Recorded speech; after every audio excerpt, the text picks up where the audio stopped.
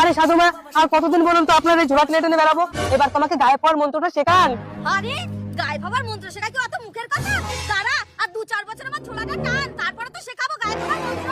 ঠিক আছে, এই যে আপনার রইলো ঝোলা, আর আমি চললাম ভোলা। এ বাবা, একে যদি মন্ত্র না শেখায় তাহলে আমার এই ভারী ঝোলাটা টানবে কে? ভোলা দাঁড়া, হ্যাঁ, আসি আসি। আমি তোকে মন্ত্র শিখিয়ে দিচ্ছি।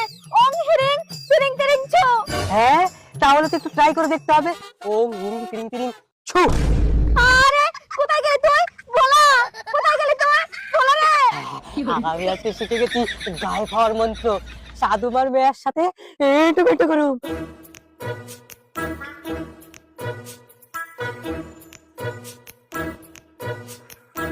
দেবী, আমি চলে আইছি। এই তুমি এখানে চলে এসো, আমার মা যদি তোমাকে দেখে ফেলে। আরে তোমার মায়ের কাছ থেকে আমি গায়ে পাওয়ার মন্ত্র শিখে নিয়েছি। যেই তোমার মা দেখে ফেলবে অমনি ফট করে আমি গায়ে হয়ে যাবো।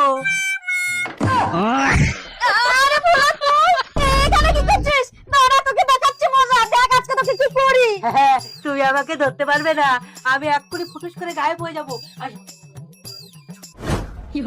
আরে মা, এখানেই তো ছিল।